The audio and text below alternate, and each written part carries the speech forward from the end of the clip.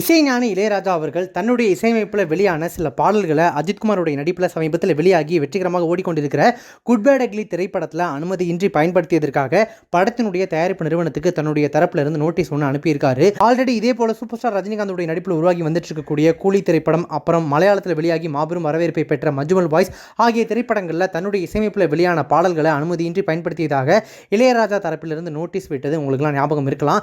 அந்த வகையில் அஜித்குமார் அவரின் தீவிர ரசிகரான ஆதிக் ரவிச்சந்திரன் ஒரு நல்ல ஃபேன் பாயாக அஜித்குமாரை வைத்து கொடுத்திருக்கக்கூடிய திரைப்படம் தான் குட் பேட் அக்லி.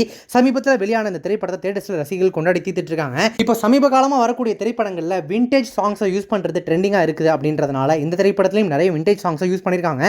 அது ரசிகர்கள் மத்தியில் வரவேற்பையும் பெற்றிருக்கு.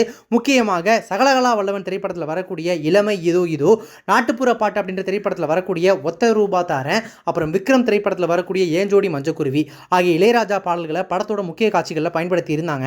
படத்தில் இப்படி தன்னுடைய பாடல்களை பயன்படுத்தியதற்காக படத்தினுடைய தயாரிப்பு நிறுவனமான மைத்ரி மூவி மேக்கர்ஸ்க்கு இளையராஜா தரப்பிலிருந்து நோட்டீஸ் அனுப்பப்பட்டிருக்கு. தன்னுடைய பாடல்களை அனுமதி இல்லாமல் இந்த படத்தில் பயன்படுத்தியதற்காக ரூபாய் 5 கோடி நஷ்ட ஈடு கொடுக்கணும் அப்படின்னு அந்த நோட்டீஸில் சொல்லப்பட்டிருக்கு.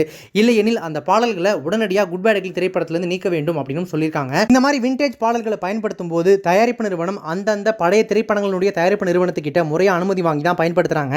இளையராஜா அது புரியாமல் தான் தான் இசையமைச்சான் அப்படின்ற பேரில் அவர் தனியாக நோட்டீஸ் அனுப்புறாரு அப்படின்னு ஆல்ரெடி ஒரு பிரச்சனை போயிட்டு இருக்கு. படத்தில் பயன்படுத்திய பாடல்களுக்கு முறையாக அனுமதி வாங்கி தான் படத்தில் பயன்படுத்தியிருக்காங்க தயாரிப்பு நிறுவனம் அப்படின்னு சொல்லப்படுது. இளையராஜா தரப்பிலிருந்து இப்படி ஒரு நோட்டீஸ் விட்டுருக்காங்க. என்ன நடக்க போகுது அப்படின்றத நம்ம பொறுத்திருந்து தான் பார்க்கணும்.